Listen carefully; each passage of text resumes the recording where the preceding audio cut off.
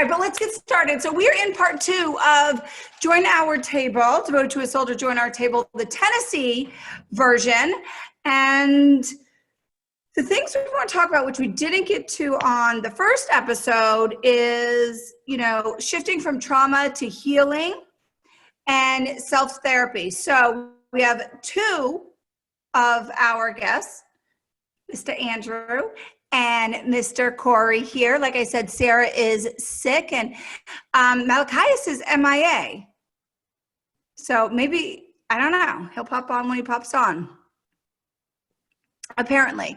But going from talking about that shifting from trauma to healing,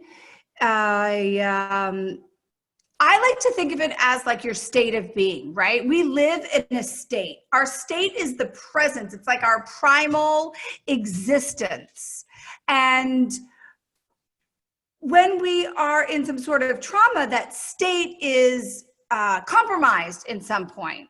So that's kind of what I first want to talk about, is what that compromise looked like for you, Andrew. And then Korey, what do you see it, because you see it from an external, at the end of, years later. I don't want to say the end of life because that sounds so morbid, but, when you're older in time. So Andrew, can you talk about that a little bit, of that, like that physical mindset and body state that you're in when you were, I want to say like in your darkest point, because we have to recognize what that looks like. It looks so different for everybody. So then we can help others or help ourselves, for God's sakes. Andrew, can anybody hear me? I can. I got you 5 by 5 there, Coach. What the heck? Well, forget about Andrew because he's ignoring me. Apparently, this is going to crap in a handbag today. Korey, let's start with you. Starting with what you see on the far side of things, once, because you deal with people once they're in there, kind of not being able to tend to themselves anymore, correct? Yeah. So I definitely always look at kind of the generational differences, and this is no different than that. So because of what I do and because a lot of the meetings that I go to, I am around a lot of younger veterans as well. And they tend to, and Andrew eventually I hope can speak to this, they tend to look for groups of like-minded individuals, and they have that camaraderie, and it kind of carries over from their service.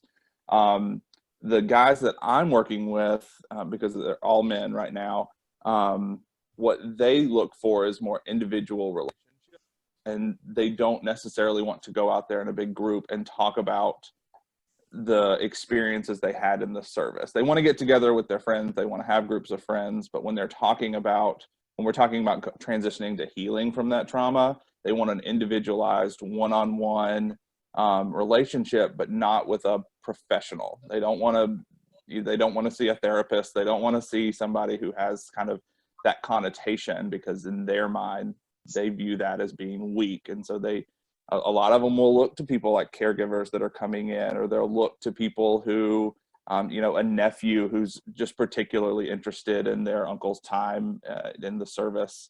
And so that I kind of think is the key difference there, is just how you move from that depending on generation. So my question is, though, these are, majority of them are Vietnam vets, right? You want me to send it to you? Oh, Andrew, you're a chaos. What has taken, if they're still, like, think of how long that's been. So I don't want to live in that pain and that suffering for that long. I don't want my son living like that. I don't want anybody living like that.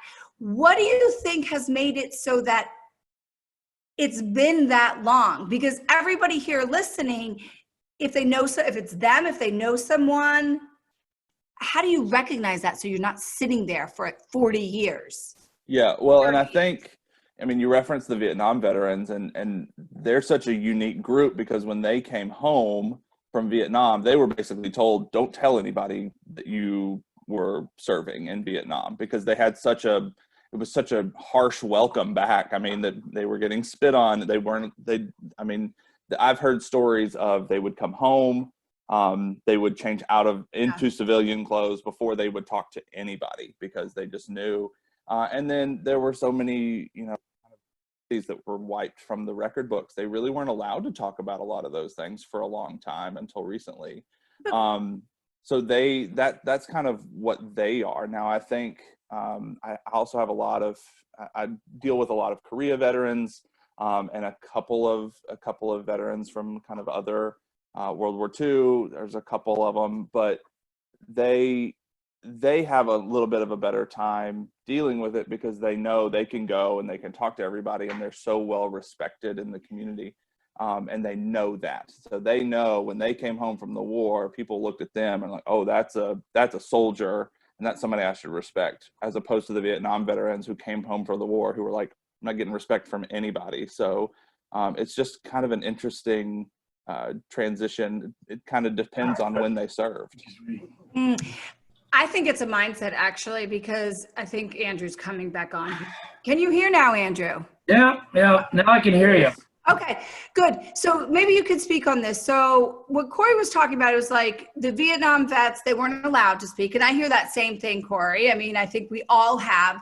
Korean vets, very different. But I think it's the mindset, because there are some younger men, I have to say majority of the people that I talk to are men. So I'm just going to say men, and please don't get like all pissy with me out there, women. Just, it makes life easy for me.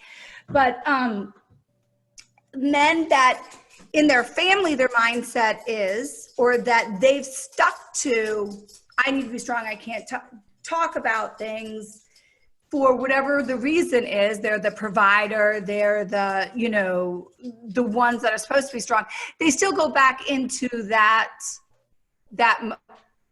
almost like the Vietnam mindset. They shut down and they hold that negative state. Malachi, it's so great to meet you. So we're talking about state and holding that state. So Andrew, can you talk on that? Actually, sorry, my dogs are killing me. I can't hear a thing. My tinnitus is like killing me right now. Hold on one second. That's okay. That's okay. We're gonna pass this. I'm gonna go right to Malachi. This is what you gotta shift and move. This is reality. This is reality live interactive. Sorry. I'm gonna go to Malachias, Andrew. Get Malachias. And I'll. So Malachias, we're talking about the state of healing, that state that you're in before you go to healing. And Corey was talking about the older generations. I want you to speak on that because this is your jam. I'm so glad you made it. Hi.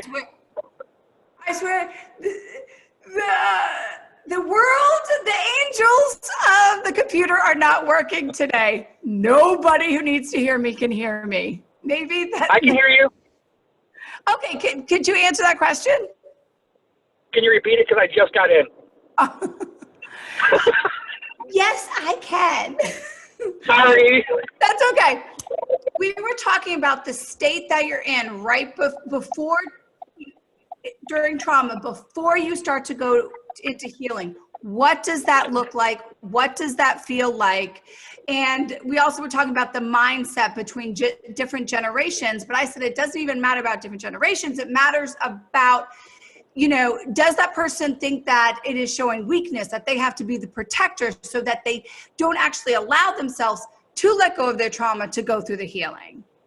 Oh, this is beautiful. It's based off of where you are putting your identity, number one, and what you were trained to be in your identity. So if you were trained that you don't seek help because you're a man and men don't get help, or you're a soldier, soldiers are tough, we don't have to put up with this crap, right? So if that's the way you are, first of all, you have to get to the point of acceptance, okay? And if you're not willing to make the acceptance of, hey, you know what, something's wrong, it doesn't mean I'm broken. It just means I need some help, right? So that place that you get to, for most of us, it's really about the perception shift. We have to shift the perception from I'm hurt, something's wrong, to what am I doing to get better, or how am I benefiting my neighbor with what I've got? Because honestly, having been through trauma and having gone through all the stuff that we're going through actually makes us stronger and makes us in a situation where we have more to offer our local communities. But we're Correct. afraid to exercise it because our perception has always been about the trauma and not about the healing. Right. So what is, because a lot of times when we're stuck in it, we're like this little, drop of rain in a big puddle. We don't even see that one drop that we are. All we see is the massive puddle, if that, kind of visual makes sense. So what is it? I would love to hear from everybody. Like, what is it that helps you recognize that this is it, that this is not my identity? This isn't the identity I want, actually. You've got to learn that it's not a crutch anymore. I used my PTSD as a crutch for a long time. I used it as an excuse, and I didn't ask for help. I didn't want help back in the day, and now I can see that I am broken, but I want to heal, and wanting to heal is more powerful than the trauma itself, I think. I agree. Well, yeah, I definitely agree. And I think we're all broken. I think that statement as being broken is kind of a misused or misinterpreted statement. And that's my opinion. We're all broken as human beings. There isn't a perfect, crystal ball of, an aura of somebody. So I think that maybe if we change that word broken in society, the mindset of it or how we perceive it, that's my own 2 cents on that. So, I don't know how to go about doing that, but I think that would be a huge shift in the way people see themselves going from, a trauma state to a healing state. Because they'll see things differently with words. Words are powerful. And a lot of that, there's a big movement in the community now to remove the D off of PTSD, right? I'm under the thought and the belief that PTSD, PTS lowercase d, PTS quotation mark, D parenthesis, PTS, I don't care what you call it. It's the same thing. You've been through trauma. Stop focusing on the inert little thing that doesn't matter and actually start doing something to be better and to make yourself healthier and to improve your foxhole, and stop worrying about that little insignificant detail. Right. Well, it's giving the word power instead of your self power. Just like Andrew said, it's being able to say, oh, that's my problem. Whether there's a D, a P, or an OCD or whatever it is, that's why I act this way. And it gives me the right to kind of, behave in a certain way. He'll come back. We lost him. He'll come back. I'm not worried. It's just the way my life is today. It's just in and out, in and out. In and out. That's how we go. So from that I want to go more into how do you snap out of it? How do you snap out of the focus on whatever your excuse is? For me, it was my DUI. That snapped me out of it. I thought I didn't have a problem a year ago, and I did. And I had to go to jail. I had to pay a shit ton of money to get into the program that I was, and then once I got, into the system and teaching me the tools, I got better. And, right. I try to focus that on other people. That's why the Reverend Warriors, we try and get out of the mindset of trauma, and we put each other, accountable.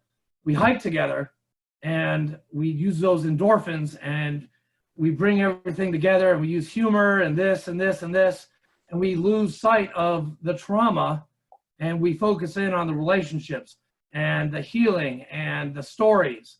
And that's what the Reverend Warriors did for me. It helps with the trauma. It helps with the bad moods. It helps with the anger. It helps with everything. So here's something, and anybody can answer, even the people listening of this.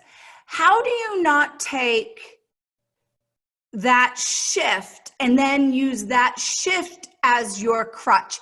Even though it's good and it's healing and it's positive, how do you do you know what I'm saying? Like, we use the negative of our trauma as our excuse to behave a certain way, and then we replace it with something that's healing and good. But then what happens if that goes away? Like, how do you not change your energy? How do you bring your energy into yourself? So I can take a stab at this if you'd like me to. I would love you to. So the central focus of what I've heard in my own experience has been action and patience. Everybody wants it handed to them on a nice, neat platter, tied up in a nice, neat bow and ready to consume. And I'll say to anybody, and you all understand this, that's not how the process works. It's going to take time. It's going to take action, continuous, sustained action. We're going to fire for effect on whatever's bothering us every minute of every day, sometimes in order to, achieve the objective. For me, this was about picking one thing, and it was as simple as, I'm going to, I've had this old nasty shirt for 2 years. I've just been wearing to work. I'm going to get myself a new shirt today that fits, that's ironed and starched, and wear it to work. I did that. I started feeling better about myself. I started feeling like, okay, I'm making improvement myself. And then what happened is there were other things that started happening because I started making positive incremental steps to improve myself. And stuff has shifted. Things that I did 2, 3, 4, 5 years ago are not what I'm doing now. So what I've done is I've tried to keep in my mind, okay, that's kind of moved off to the side, but there's this other thing I can input into that time, or that person is not good for me anymore. I need to replace that bad, negative, toxic influence with something else. So I think it's a combination of, I call it the wedge formation, guys. I call it the action, awareness, and affirmation. So we are aware that there's a problem. We take action to address the problem, and then we affirm in ourselves and through true people who have your backs, feedback that we're going the right path. So you kind of feel like it organically builds on each other. Is a little bit of what I'm saying. Is that what you felt too? Yes. It's not just one thing. It's an organic building process that happens, and all of a sudden you look back 6 months, 2 years, 3 years later, and like, oh my God. I mean, Andrew's a perfect example of that. I mean, 2 years ago, I wouldn't think he'd be doing a state coordinator for IW for the entire state of Tennessee. Me neither. Now look what he's doing. So that's a perfect example why Andrew's message is so key, and other people's message is so key to talk about this, to keep that idea of action going forward. You're embarrassing me. Thank you, Travis. I appreciate that. Well, I mean, just keeping it real. No, well, Danielle, I was just going to go off of what Travis was saying. Like, when you're in vet court, you've got that 18 months and you're on the leash, and then you're saying that's all the action. Well, what happens if that is not there anymore? Like, when you graduate, you have to continue on what you've learned day to day. And I try to do that with church. I try to do that with my home life. I try to do that with IW, with everything that I do. I don't know. It's just, after doing 40 weeks of cognitive behavioral therapy, I finally got it. Yeah.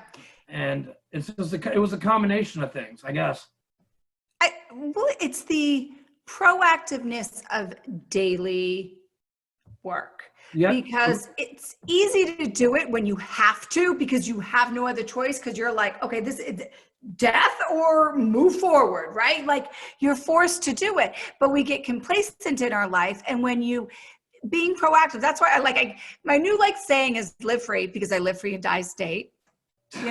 So it's like, live free and live proactive, because when you forget to live free and you don't live proactive, you are only living in a moment, and nothing lasts for one moment. That's pretty good. That's deep. And I'll say, I mean, just from the kind of the outsider's perspective, the most people I know are veterans. And so once they set their mind to something, and in this situation, you do have to have some sort of support system. Most of the men that I've talked to, they will tell me when they got home, their wife left, but then they met another woman, and that woman was great for kind of where he's gone. But kind of that determination and that self-discipline that veterans aren't ingrained with when they are in the service is really beneficial. It's just a matter of getting to that point, setting your mind on that goal. Right, right. Which kind of goes into, you know, the self-therapy, which is kind of one of those like quirky throw around words, but it is true. You have to be able to soothe yourself. Like when we're babies, we learn, if we're allowed to, I should say, we're naturally supposed to soothe ourselves, like cry ourselves to sleep. We're starting to learn the basic skills of that. And if those, let's say like, if those skills are taken away from you, if you're not allowed to learn to self-soothe, it's very hard being an adult because you don't know how to tend to yourself. So I kind of think like these things go back into our history of how we were raised and stuff like that, of how we can actually come out on the other side of trauma during this self-therapy. But I would like to know, because I'm about like, give me some freaking tools, give me some steps, kind of stuff, like just a handful of what helps you to like self-soothe, right? So when you feel yourself go down that slippery slope, or you're in a bad place or having a bad day, what do you go to?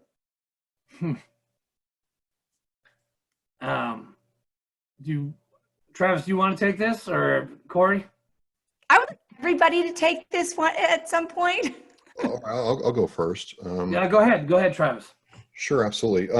For me now, having gone through that valley and being out here, it's a combination of, one, recognizing what is negative and toxic, and then, you know, purging it from my life, whether that's a food type or a person or a pursuit. If it's bad, it's gone. And then, so like when you feel it, in the moment you feel it, you are like conscious of being like, when I feel icky, because I believe everything that you feel icky is not coming from a great source. Look, going to the doctor makes me feel icky, so I make sure I go as little as possible, right? You better be healthy. Yeah. Oh, But yeah. I mean, is that what you mean? It's like recognizing, I don't like this, so why am I feeling icky? And then Well, it goes back to the thing is, what you allow will continue. If you allow yourself to be a doormat, you're going to continue being a doormat. And if you haven't recognized that you're being a doormat, well, then you're not to the point where you can actually do what Andrew and Malachias are talking about, right? So it's being able to recognize and being situationally aware of yourself, which goes back, every veteran, you know, has a high degree of SA. So, and then it's about, okay, I feel bad today. I'm mad at work, or, you know, my kids didn't take out the trash again. I'm going to take that negative stuff I have keep up inside of me and use that in the weight room. yeah. Use that on the archery range, or use that when I create something. And then I feel better about myself. I'm like, okay, you know, life's life. Here we go. I'm able to do this thing. And then I keep on rolling. Okay, yeah. So, So it's like it's finding that recognized. awareness. Yes, it's being aware, and then having the confidence in yourself to remove that.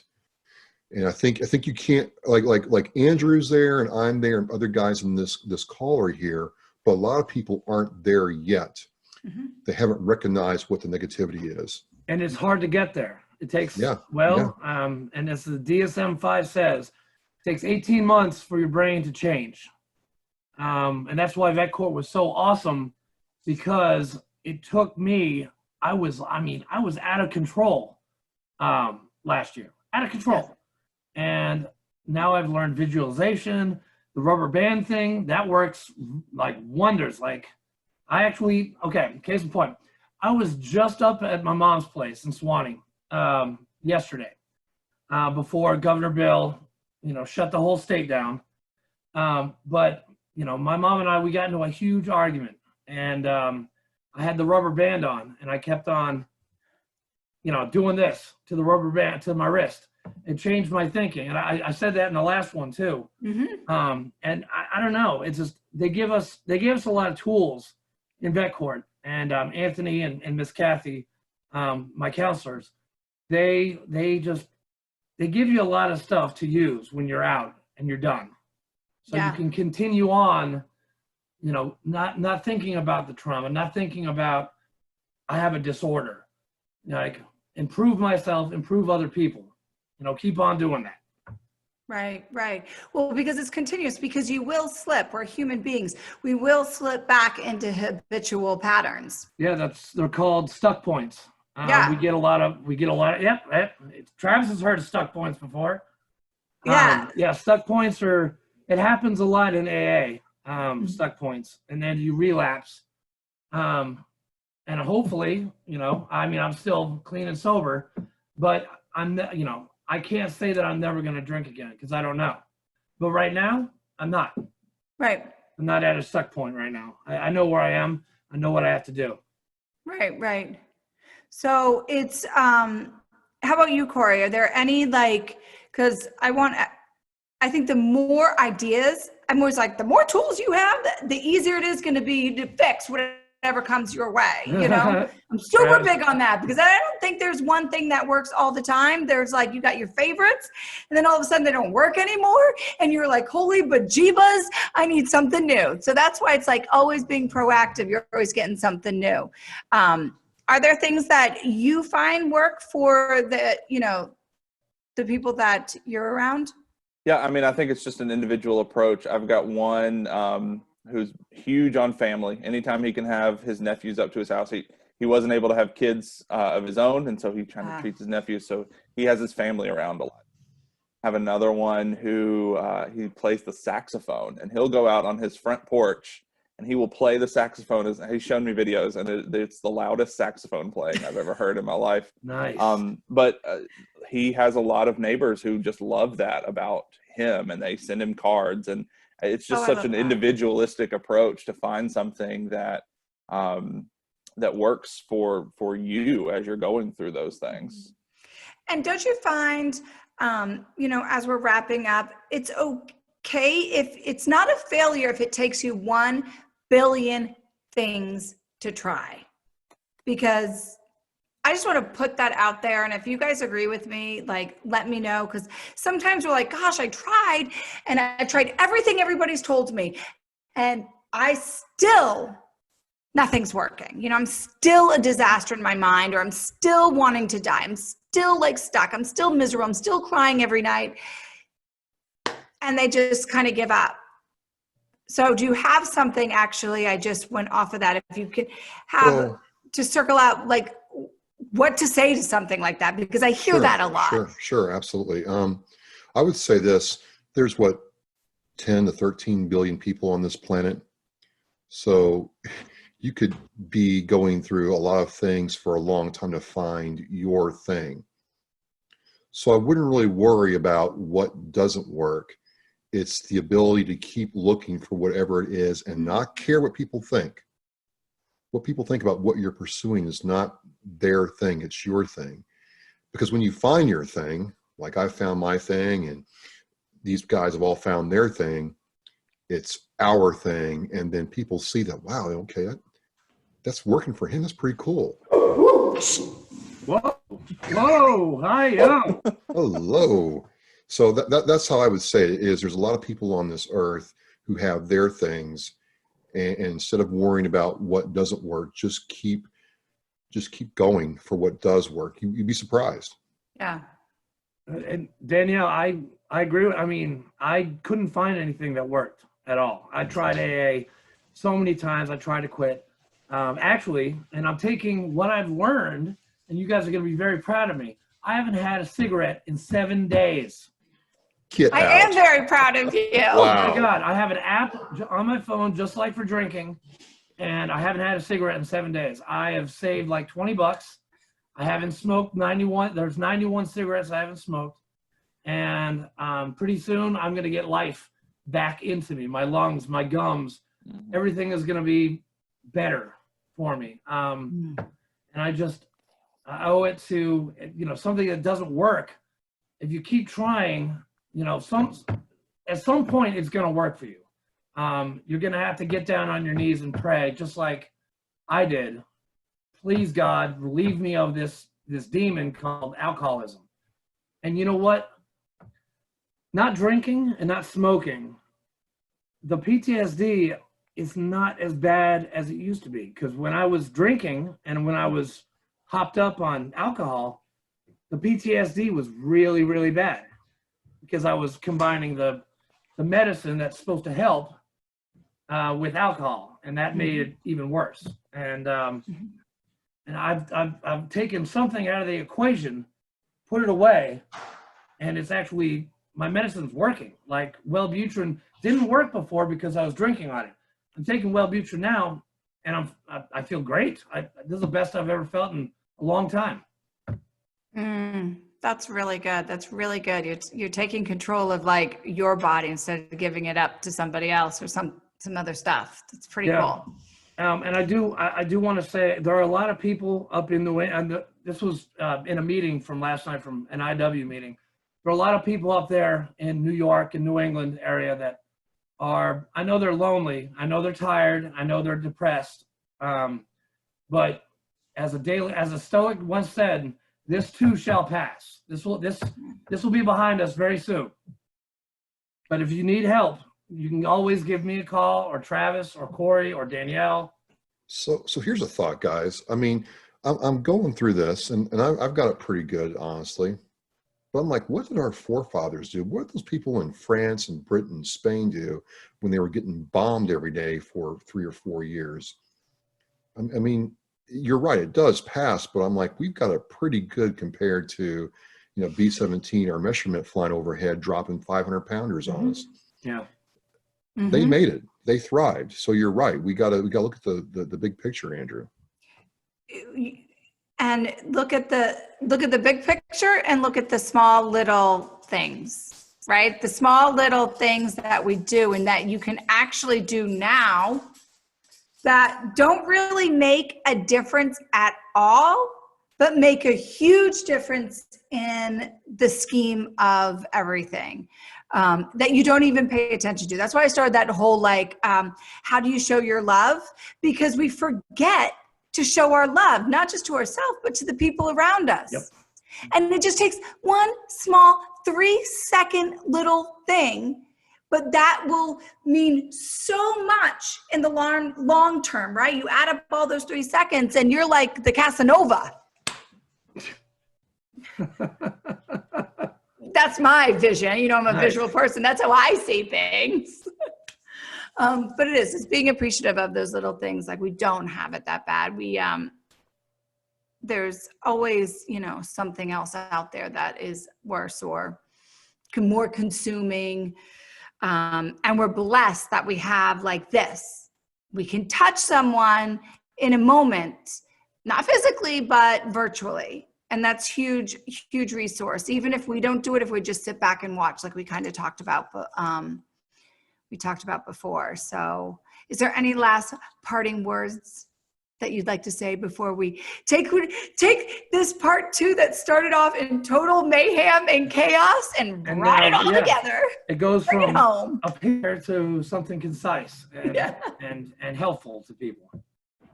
It's good to see Travis, and it's good to see Travis again. I haven't seen him in a long time. Dude, the fact that you quit smoking, and I was in Nashville, like a month ago, right? Yeah, I know. 6 weeks ago. And the smoke breaks for Andrew were pretty intense. Like when he got out of the courtroom, he needed not one. Man, I was like a pack a day. I mean, he was huffing 3 of them. And he's like, and I'm like, he's like, I'm going to quit this thing. I'm like, after what I've seen him go through, yeah. And then to see you doing it now, it's just, hoorah! Hoorah! That's right. Fucking motivated, man. Semper Fi, brothers. Semper Fizzle. What are you doing with all that energy? You better be working out, Travis, now. I'm doing like kettlebell swings and truck pushes and everything. So it's all good. What about the archery? Are you still doing the archery, Travis? Well, I might go down to the range at 2:00 in the morning and very quietly do my thing and go home. Okay. Maybe. Oh, I love it. You guys are awesome. I love all of you. Thank you so much for spending a Thursday night with me. I can now have dinner and watch a Netflix show. Watch Happy on Netflix. Happy? That's Oh my really God, funny. That's funny. That's a Is funny that a show. cartoon? Wait, you seen it too? Yeah, It's like I'm a watching half season cartoon, right? Yeah, it's like It's with Chris Maloney from Law and Order. Hilarious. yeah, it's funny. Good stuff. Well, I have to. Maybe I'll watch some Happy tonight. Then I don't know. We'll see. I'll fill you in it's tomorrow. kind of cute, but it's kind of rough a little bit. It is raunchy, Yeah, it's It a is lot of rough. action. but it's good. I'm a little scared. I don't know. I'm not promising anything or committing. All right. That is what I got. But I will see you guys tomorrow out there in the virtual world. Stay safe, stay happy, be as brilliant as you guys always are. And we'll talk to you later. Bye, guys. Thanks, Danielle. Bye, everybody. Peace. Bye.